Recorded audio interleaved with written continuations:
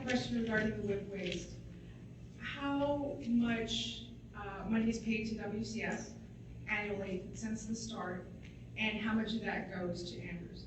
I have no idea. Okay. I'd have to get back to you. That's federal. Is that the federal government? Okay, right, but the license for that is governed by you. Okay, so you have no idea how much money is generated when you issue that license? I'd have to look that up. I think if we add that information, we have to go, I don't have it on hand. It's something we would get. And if anything were to go wrong with the WIPP waste, who would provide emergency services? That's it. Are you talking about the transportation of that waste? Well, if anything were to go wrong there at the site, let's say they were to overheat or, Well, I mean, they would have to refer to, I mean, part of the license, there's emergency plans that they have to follow to mitigate Okay. any type of So- hotspots. so who would provide emergency services if anything were to go wrong? I'd have to refer to the license to find out what that says. I don't have that before.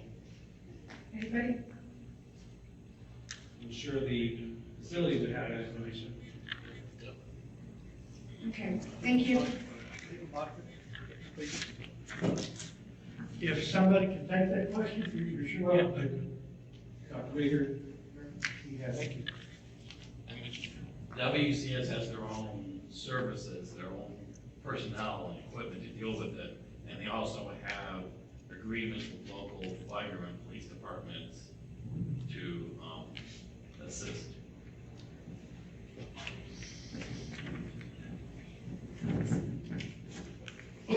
Thank you.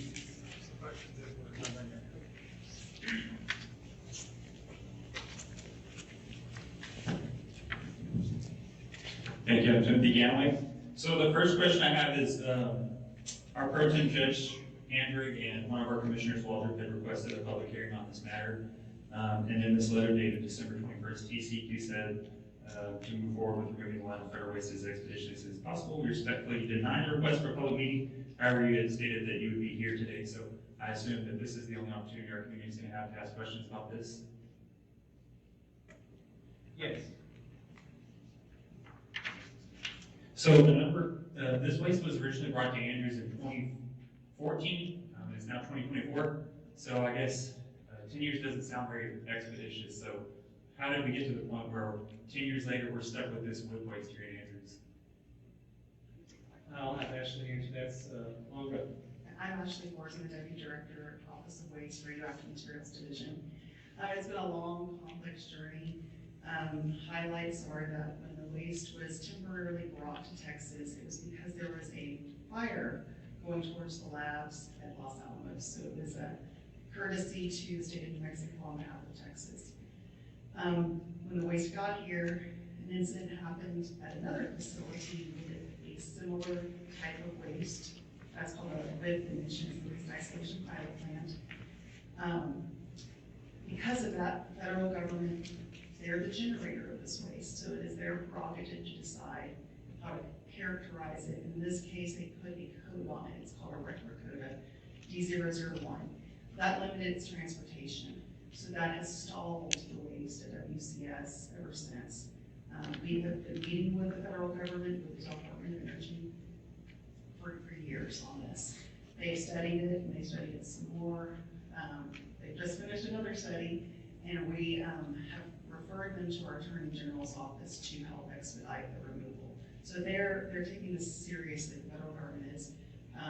They have engaged us more recently, and they have a contract with WCS that they can probably speak to more in more detail to get the waste prepared for shipment out of Texas, which is what our directive has been, is to get that waste out of Texas where it belongs to a federal facility, which we believe will probably be the waste isolation pilot plant. For years, TCEQ has, with a license with WCS, monitored this waste. We do not believe it has any potential for a situation to happen like happened in New Mexico in 2014. They had thrown couples on it for years. There was no activity, so we are not concerned whatsoever. It's now just a paperwork issue. The federal government has to decide if they're going to remove those codes. And I believe they're going going to inherently move the waste. And so what's happening in this amendment is as simply as getting the waste from where it's been sitting into a building to prepare a shipment out of Texas. And that's why we figured that people want information, we can provide it, we just didn't need to stall that amendment.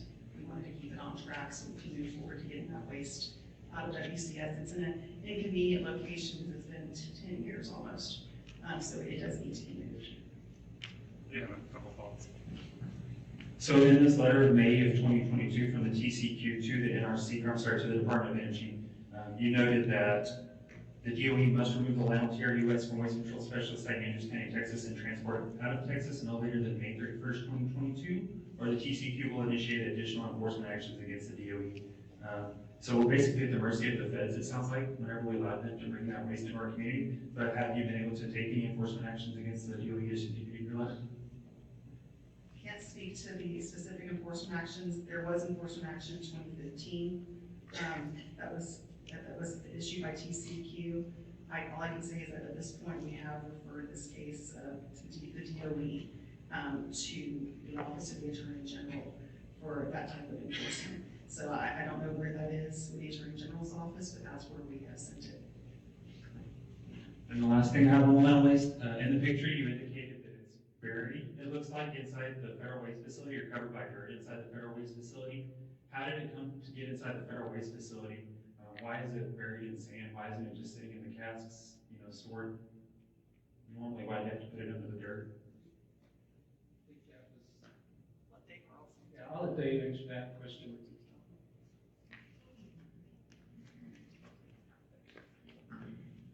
Yeah, so the reason for that is that it's hot in West Texas in the summertime. So the situation was there was not a good understanding initially of what happened at the WIPP facility.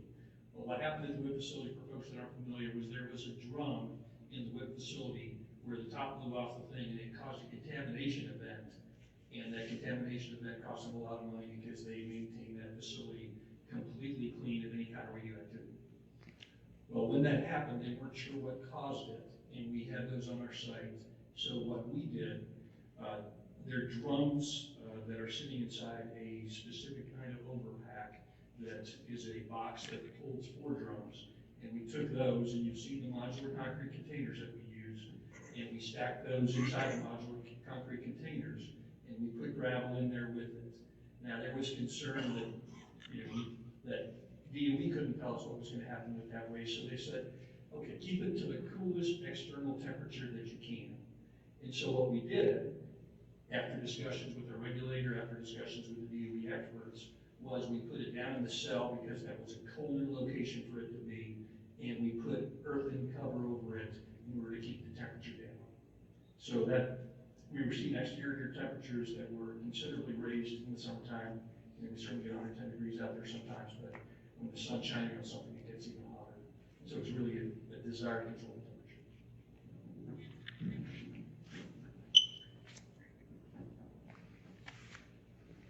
Okay, there's no more questions. I'll go ahead and grab our commissioner to come back in, and we can have another discussion on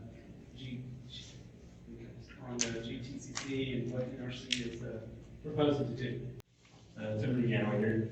So the letter that you had mentioned that you sent the NRC, I actually have a copy of it here that says the Texas Commission on Environmental Quality considered a petition by Waste Control Specialist LLC WCS requesting a change to TCQ rules to remove prohibitions against disposal of greater than Class C waste, GTCC light waste, and transuranic waste in its TCQ licensed facilities. So it's a little different than kind of how you explained it. It does sound like your letter actually said that's what they want to do. And in fact, in several letters that they sent to the NRC, they mentioned that their site's perfect and they're going to prove how their site's perfect. And it's great that, we're looking at a year or two before the rules are finalized, but we don't want to wait till they're done before we start taking action. We want to be proactive, not reactive, so we don't end up like some of these other communities. So, in speaking with the people here, we are a little concerned because the NRC describes GTCC LLRW as aligned with the International Atomic Energy Association definition of intermediate level waste, which is something most other countries have. So here in the U.S., we only have high level or low level. And I think Japan's the same way, but most countries have this intermediate level, which our GTCC would be classified as, which is what the website accepts for, the federal defense-related waste and anything that can be classified related to that. So we do have concerns, you know, that you're saying, well, let's just hold on, let's wait until the feds are done and everything's done, and then if we don't want to pursue it, we can't. There's only 1 of 4 sites that I'm understanding based on some of these WCS letters. There's 4 sites that could be considered for this, but only 1 that has shown an interest or is actually being considered, which is the WCS site here in Andrews. So is there anybody else that's in the running for this, or is our community pretty much the only one at this point that's being eyed for GTCC disposal? I appreciate the question. I'm not aware of other sites specifically chasing after or throwing their hat in the ring on GTCC. I know that GTCC disposals have happened in some of the other local waste disposal facilities in the country. There is a case-by-case option for GTCC disposal through the Nuclear Regulatory Commission, and in the entire time that I was with the agency, in the executive director side, and in the time since I've been appointed as a commissioner, I've always been well aware and half expecting that WCS may show up and have a very specific shipment in hand and a very specific request, and choose to go through that pathway. I've since heard that perhaps that was a route utilized for disposals that happened, and federal action on it rather than a cleanup would have been the better option there. I need to better educate myself about where those case-by-case disposals have happened. I always kept it flagged in my mind for, we'll need to go explore that deeply if and when WCS presents this sort of request for us. Why not open a case-by-case that the community would have an option to speak? Slower, people are having a hard time hearing you online. So my hope would be, if it wasn't a case-by-case basis, I hope that as a community we'd have a chance to have a say, but if it was just granted in the license overall, then obviously we would no longer have any option or have a say in that. But I'm a little concerned because I've heard a lot of people, including WCS employees, say that they have not taken any initiative on GTCC whenever it looks like they actually initiated the entire process for the NRC's rulemaking on GTCC. And like I said, this letter, April 16, 2018, which is after the site was sold to New York-based JF Lehman, so this is after it's already changed hands. They continue to say we tend to explain how the WS facility will meet the NRC's recommended basis for disposal facility of this type of waste, specifically the GTCC, like the transuranic waste. So it does seem like we're kind of being told one thing, but the documents and the history of this kind of say another thing. That's all I have. I appreciate your time. I appreciate that point.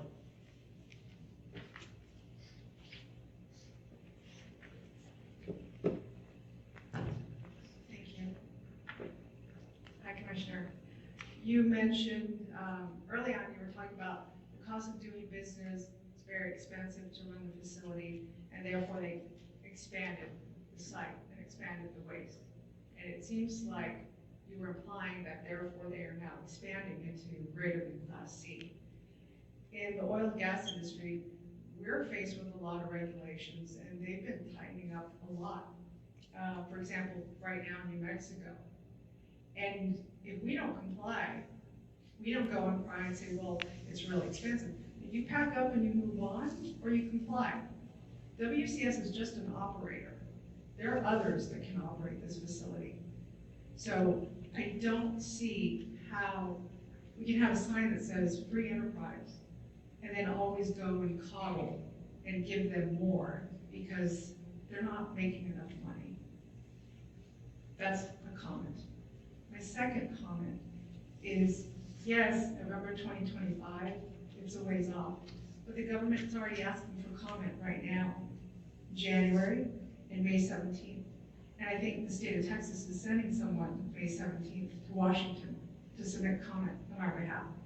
So it's imperative that we have this conversation now. Thank you. Yes, sir, Commissioner. To say that the state agrees with WCS is looking for other types of waste to expand, to dispose of other types of waste, I think, I don't know how to put this, it's wrong. That is, when they have looked for other types of waste like spent nuclear fuel and reactor-related greater than Class C, the state passed a law to stop them. They're fighting the state in court, because they still want it.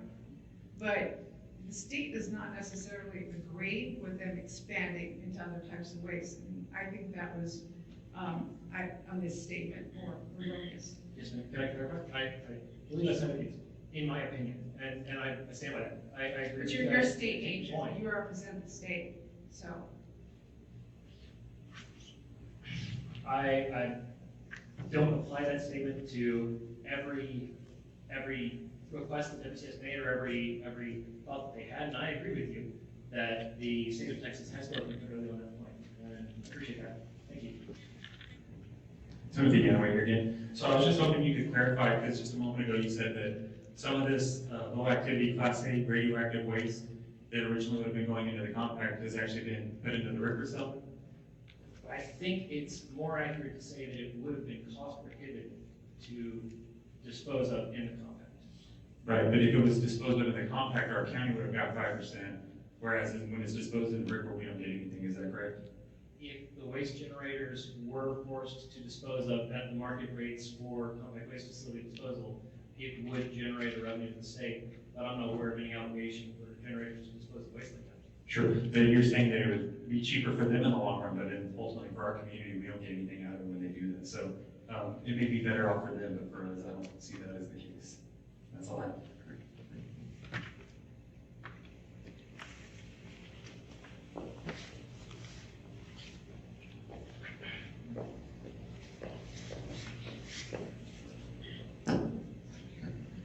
Chuck Raymond, I'm a citizen here. You said that the NRC defined GTCC different from the Class A, Class B, Class C, and that they put hurdles on it, that they had to dispose of it because it was different. And you said probably 70 to 80% of the GTCC, and the examples you used was oil field and hospital waste. Just examples. Just examples, was it 70 to 80%? No, those were examples of GTCC. I think 70 to 80% of GTCC waste is what the NRC, it seems likely the NRC would say is safe, that agreement states could consider that for disposal in appropriate disposal facilities. I don't want to speak to what percentage of GTCC out there is oil field waste. I think it's relatively little for oil field and relatively little for medical, but both of those do go into that universe. Okay, for what they're applying for, does that include all of GTCC, even this that is above that the NRC is saying is more, is different from the low level? What do you mean by they're applying for? You said that, well, to accept GTCC at their plant. Is that what they're doing? They, I think it's likely WCS would present an amendment that would ask us to authorize their disposal of GTCC. All they've done is asked us to change the rule, to strike the rule that prohibits disposal of GTCC. And if the NRC authorizes, if the NRC says any portion of GTCC is appropriate for agreement states to consider for disposal, which my understanding is that's roughly 75 to 80% of the GTCC universe would like to fall into that universe. Then the state of Texas can elect to respond, to do something. If the NRC says that states can do this, then we can consider if we want to authorize rules or if we want to put in requirements for what GTCC disposal in Texas requires. Currently there's a clear prohibition. The Nuclear Regulatory Commission has excluded GTCC from the rest of the existing Part 61 rules that we're using for disposal. Probably for a safety reason.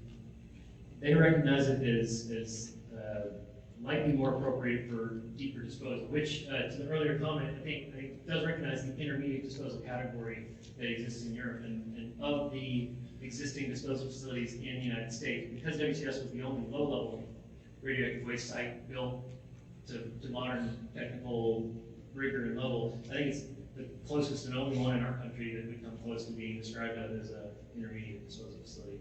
though it was not held to those standards or held to testimony. Okay, and earlier you said that Congress decided that the WCS was not getting enough revenue just with Vermont and Texas, so they started taking outside sources. The state of Texas legislature made clear in the law, in Texas law, that outside of Texas, non-Texas, non-Vermont waste could be disposed of at WCS if the Compact Commission says they can. And they have to pay a higher price on it, and there's certain limits on it. Yeah, well, I thought you said that they started taking it from other outside sources because they decided they weren't making enough money to justify their facility. I can't speak to the why, on why the legislature made the change in law, as one of the legislative staff working for one of the elected officials at the time. That was my understanding. That was part of the reasoning that Okay. the change in law, I thought at that time was necessary. Will they make any decision on how much profit they should make, where they should draw the line? Or is it just? That, exactly that point was a point of contention. I remember getting into a bit of a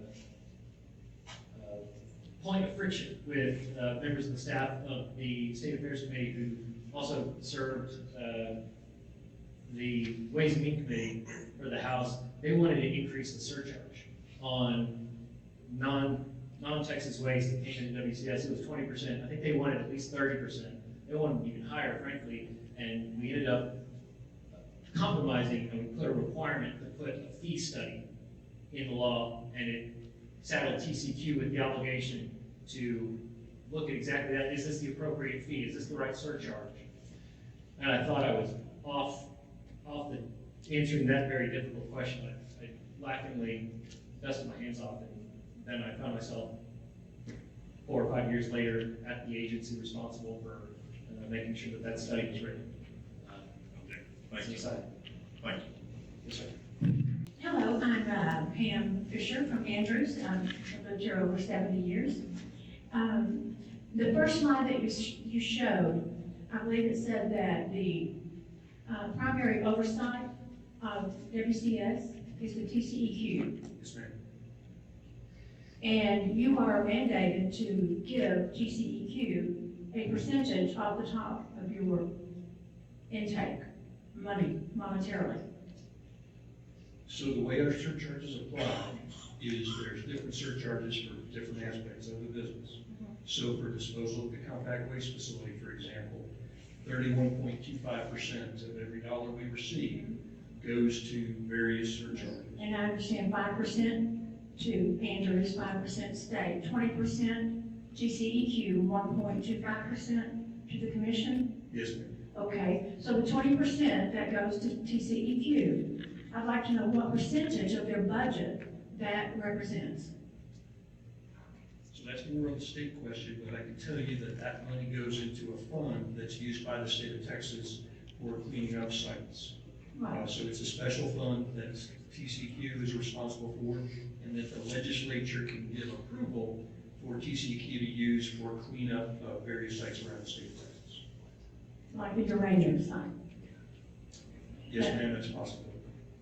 Okay, also, you could probably answer the question, $8 million comes to mind, but a couple of people ask you how much money WCS receives for taking the WIPP waste, beginning in 2014.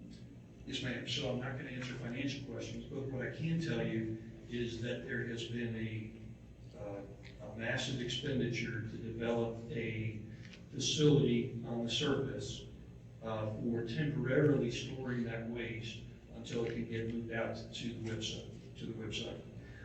I'd also like to say, well, I have the opportunity that within 6 months of me taking this job in 2018, I was in the governor's office saying, we all need to get together and move this waste out of the state.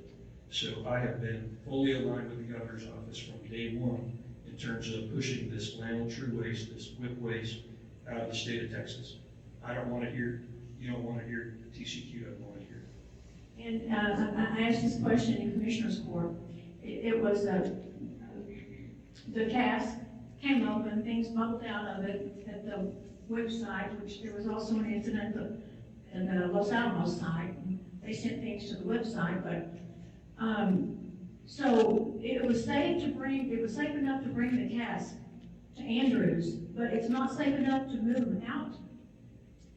So you're describing a challenging bureaucratic situation, not as much a safety situation. So let me start by saying the item at WIPP that was deformed and actually overpressurized was a 55-gallon drum. Sure. So it was a 55-gallon drum there at WIPP. When the waste was shipped to us from Los Alamos for temporary storage, which was 420 truckloads. which was intended to be stored here because Texas decided to do a good deal for New Mexico. When that was done, it was expected to be moved out within a year. Now, the bureaucratic problem that came up was when Los Alamos dug into the reason for this problem at WIPP, they determined that there was a RCRA code, Resource Conservation Recovery Act code, that needed to be applied to it. And once that code was applied, then the package that it came to us in was no longer authorized for transportation of that code. Now, that doesn't mean that it couldn't physically go that way. In fact, I would think that'd be a great way for it to physically go. But that package didn't have authorization for that RCRA code. And that was, that occurred after the materials, the 420 truckloads, had already been moved to Andrews. Yes, ma'am. That's a little strange, isn't it? That they would change the regulations on what it could be moved in after it had already been moved, rather than before. So I probably misspoke. So there was no change in the regulation of what it could be moved in. What changed was the designation on the waste. So when it came to us, it did not have a RCRA D001 code, but once Los Alamos did their investigations, that's when the D001 code was assigned to it. So the same package that brought it to us, nothing changed about that, but that package couldn't accept the D001 code. Again, that's what puts us in this strange bureaucratic space, even though we would all be comfortable perhaps shipping that out in the same package it came in. Thank you so much. Mr. Schreck, I thought I could add a little bit to answer your question as well. Part of the delay and part of the timing where the several hundred containers were shipped from Los Alamos to TCQ, or to Central Specialists, the delay there was simply the time that it took the Department of Energy, the officials at the WIPP, to safely enter and get down to the point that the waste impact and the release occurred, and to actually see and confirm. The initial suspicions at something happened, we're not sure, we shut it down, we're going to investigate. The most likely scenario at that point was a sealing failure. Something had fallen and dented a drum, damaged it, caused a release. When they in fact saw, no, something released from a drum, everything stopped. And I forget what other shipment campaign still remained beyond, but it was halted at that point. So rather than take the waste from Idaho to the Los Alamos site and leave it there, the waste from Idaho went to Los Alamos, and then went to WIPP, and then came to Andrews. So we have, on those 420 truckloads, Idaho waste, Los Alamos waste, WIPP waste, and it all came to Andrews. Why couldn't some of the Idaho waste have stayed in Los Alamos?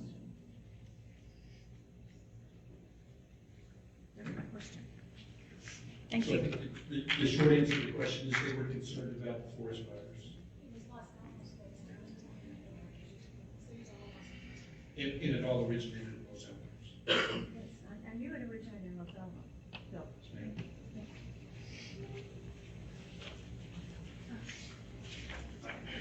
ma'am. Timothy Gamble here. So, Mr. Carlson, one of the licenses I noticed that wasn't mentioned on your slideshow was the Consolidated Interim Storage Facility license that had been issued to you and your partner, Ron Orderman. And my assumption is probably because that was repealed by the Circuit Court of Appeals, or the Circuit Court.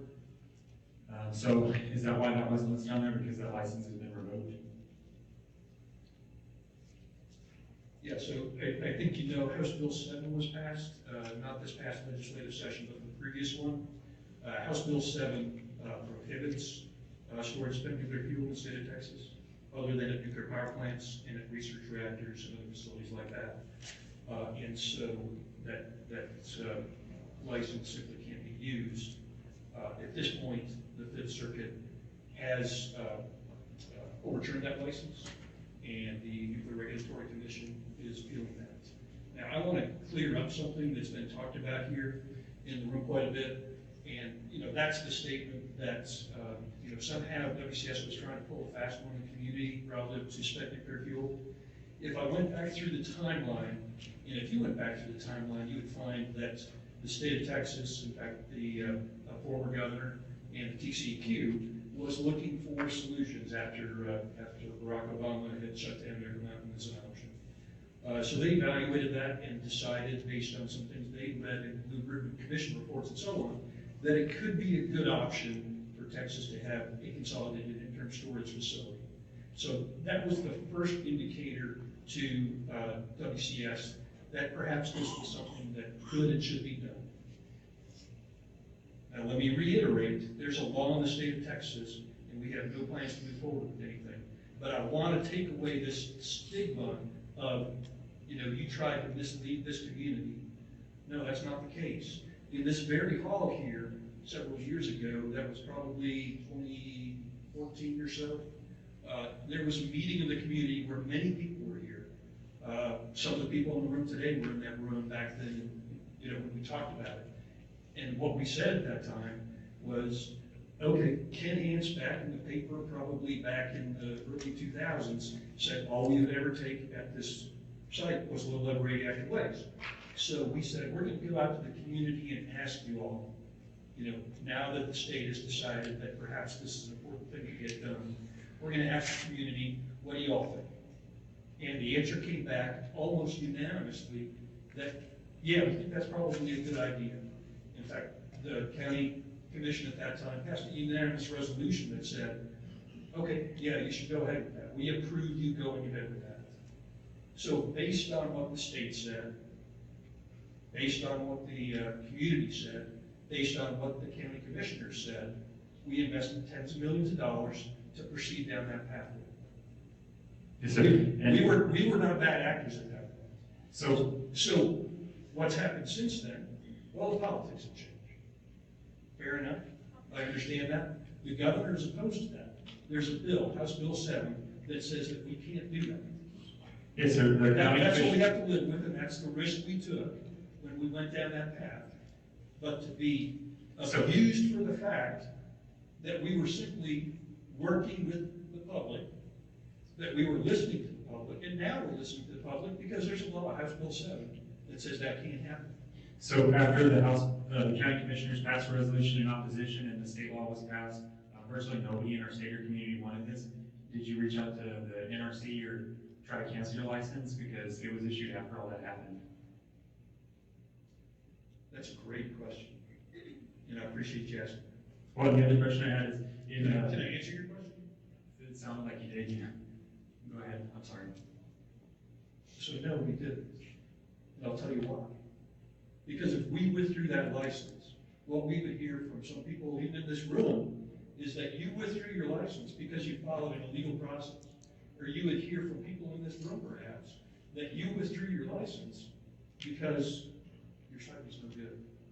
None of those things are true. So no, we didn't withdraw the license. We didn't want to be subjected to that kind of statement. You could have educated the community that it was done, out of good faith because you wanted to listen to residents of our community and our state. But my ultimate question is, Amendment 22 of your low-level radioactive waste license actually merged your treatment and storage license. So if the CIS license is reinstated, is there any opportunity to amend the current low-level radioactive waste license to include some of the aspects of the CIS license? I think you're talking completely different things from a regulatory perspective. So the Consolidated Interim Storage Facility License was granted by the Nuclear Regulatory Commission because they're the only group that has authority to grant that. That's entirely separate from the low-level radioactive waste license. So no, there is no opportunity for anything in the consolidated interim storage facility license to be somehow incorporated into a low-level waste license. Okay. Anything that's high-level waste is high-level waste, anything that's low-level waste is low-level. I appreciate that coming to our meeting, thank you.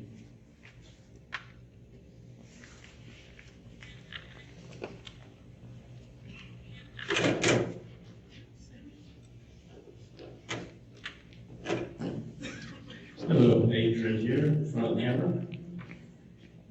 Just had a couple of questions when the commissioner was talking about the donut hole. And I wonder who's gonna figure that one out, and how can we in the community be a part of that? Is this going to be the only meeting on that diagram with the public is involved? As far as this mess that we're in, with all this material from wherever it's come, I'm not sure of all the details like you guys, but it seems like we're in a mess and we're gonna figure it out. And I think in the meantime, some stronger safety is going to be needed for some leaking caskets or whatever, where there has to be a process where you can replace them. They probably already have a way to replace them. They were so often, so many years or months, there have deterioration, like that dirt on top, I'm sure it can cause some deterioration on metal or concrete.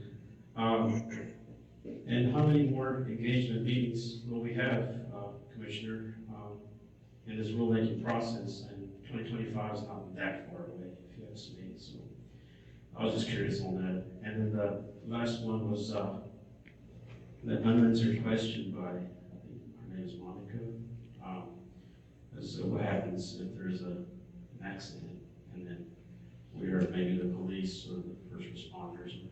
So on that, maybe we can, as a CEP, make that the next topic for more clarification, because it seems to be a pretty big issue, if you guys say.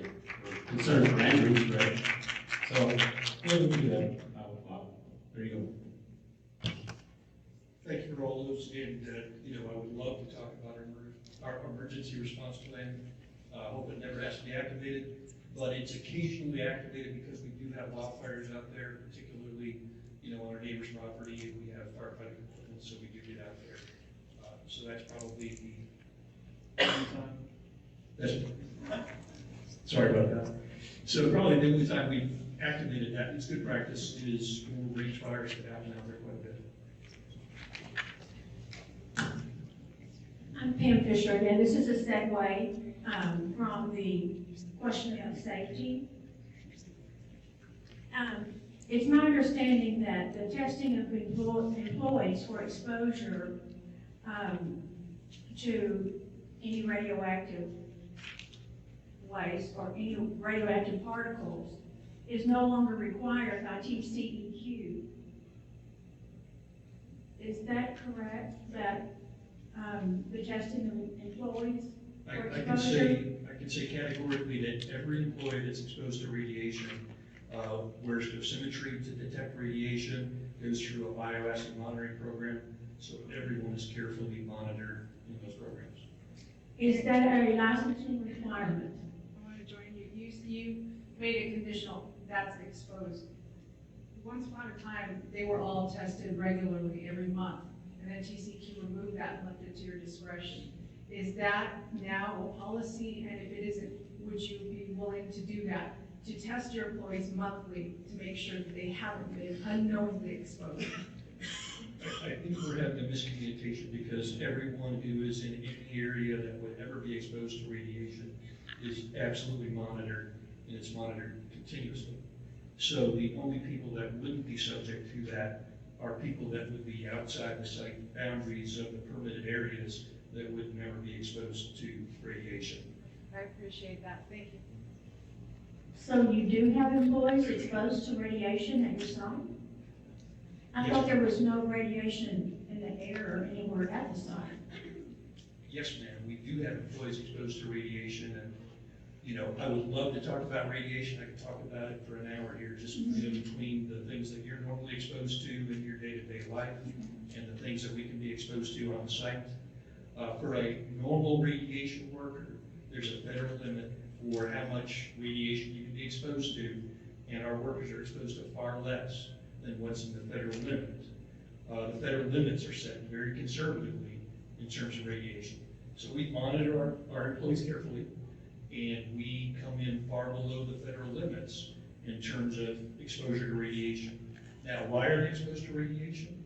Well, some of the radiation that we have is something called a gamma ray. It's very similar to an X-ray, and it can penetrate to some extent through materials that are used to package it. So they're exposed to very low levels of that, extremely low levels of that, because the packaging is there to protect them. And that's what keeps those limits far below federal limits. Okay. Thank you.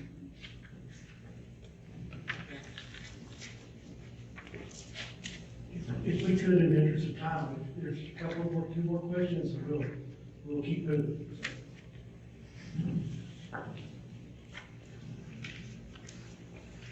I have a couple of questions. Julie Wallace. Could you explain, I think there seems to be some confusion maybe between the 55-gallon drum or whatever size drum it was that exploded and the cast that you guys use at the site.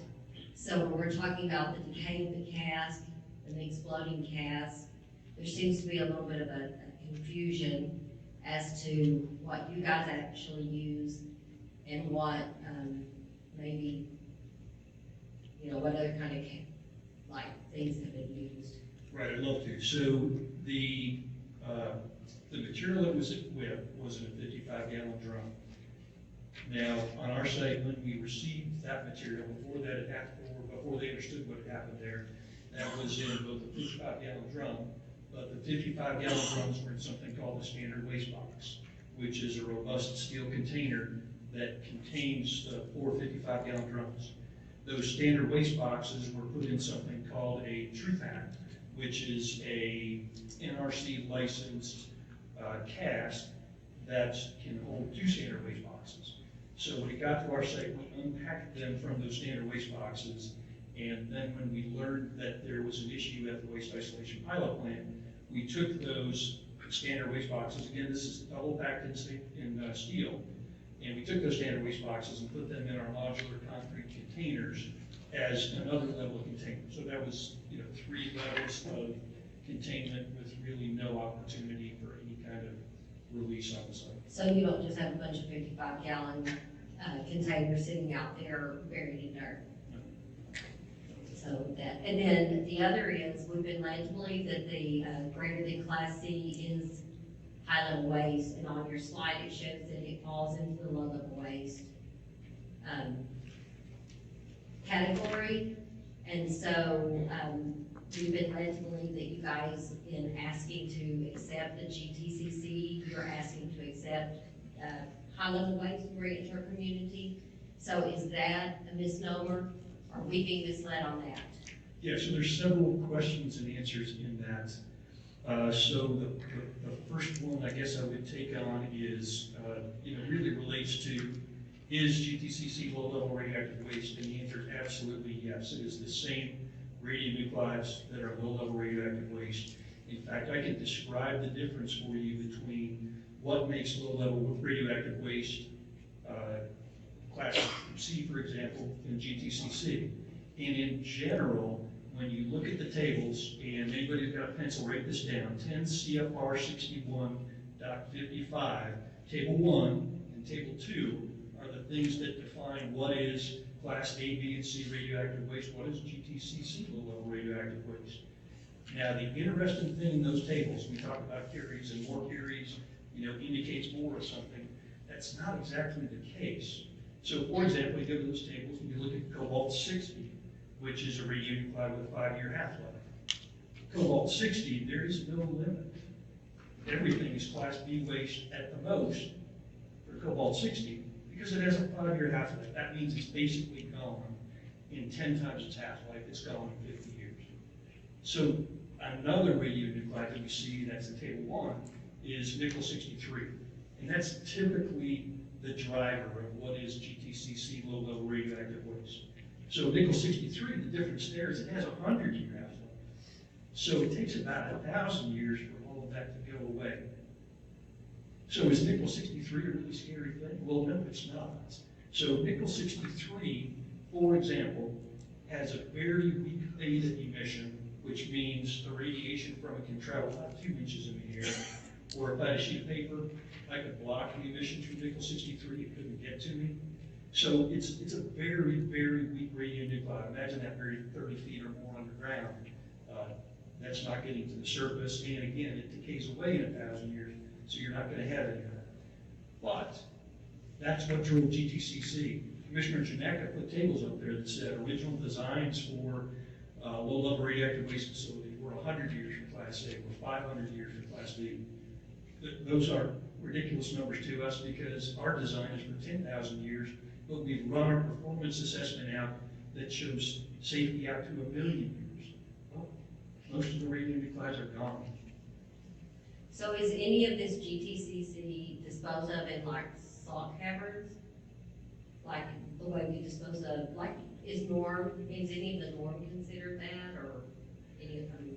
Yes, so norm relates more closely to what Commissioner Janeka talked about. He talked about decay of uranium to radium-226. So what norm is about is that the natural uranium in the environment that you're gonna find downhole, and that we tend to collect in filters or tank bottoms or on the interior of a pipe, that's radium-226. So that's a more long-lived radionuclide that's got a half-life beyond 1,000 years. And that's why norm waste is of concern, because it's got a half-life past 1,000 years.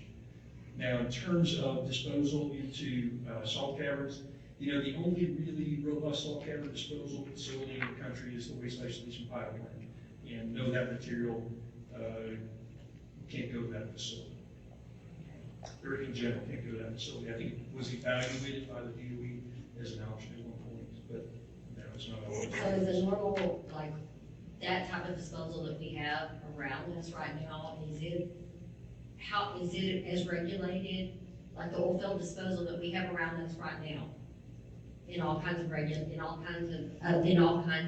industries, is it as regulated as what you guys are? It's the Railroad Commission, but are they as regulated? Do they have to answer all the questions and like you guys do? I mean, do they have all this oversight? I just wondered, are there wells all around their sites to make sure that what they dispose of doesn't get into the water tables and things like that? I'm just wondering. It's a different regulatory regime. I don't believe oil and gas. I don't believe the Railroad Commission requires monitoring wells and those kinds of things. So I could be incorrect, and you know, the TCQ folks might know better, but I am not aware of any monitoring wells for the disposal that they do. I believe they inject it on the ground. But that's safer? You'd have to ask the TCQ that. Just wondering.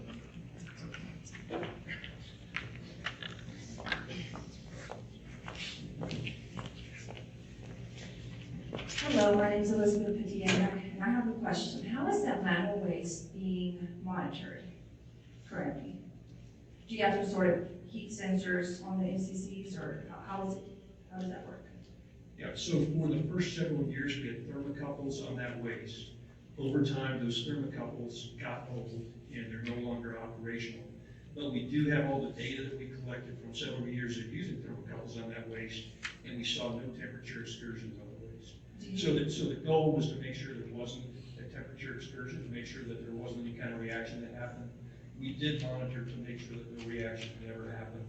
And what we're told by the scientific experts, that as time goes on, the likelihood of any reaction goes less and less and less and less. Do you have any updated reports on that are made available to the public? I think there's a number of reports that have been issued by Los Alamos National Laboratory. Maybe TCQ would be aware if those are. Because we need to know what the report on that is, definitely. The Department of Energy, I'm not aware of what they've actually publicly released, but they have studied, different labs around the country have studied that waste. And surrogates, they did similar studies. And they have just told us that they are confident that, this is the scientists we've been working with, it literally told me that if you leave a battery in the garage too long, it eventually peters out. So any risk there was was probably that first summer when they shipped the waste, if there was any at all. And then those thermocouples, Mr. Carlson mentioned, DCEQ monitored those. We saw no activity, meaning there weren't like spikes or something that had happened. So that was for many years. So, but there are studies that the DOE has done. I'd have to check to see what's publicly available. I'm not sure what they make. We can check on that. I would appreciate if you did keep that public. As a concerned citizen, I would really want to know what their data is. Thank you.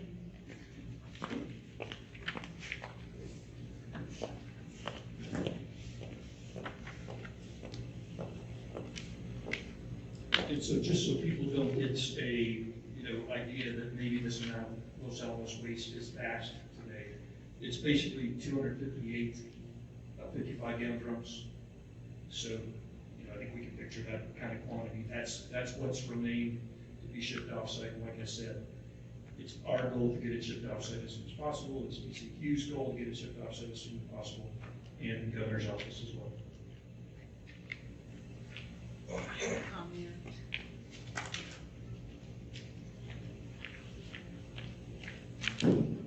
Mayor Flora Brawley, I just, you stated that you yourselves want that out of there, the WIPP. You want it out of there. So 10 years, is that TCEQ or is that NRC? They've had 10 years. Get it out of here.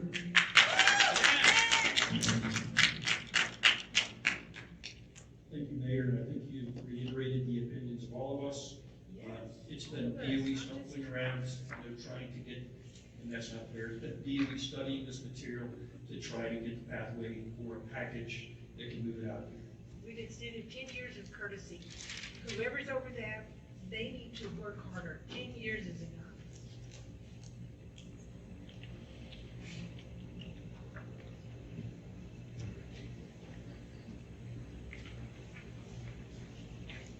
Thank you, Dave, appreciate it.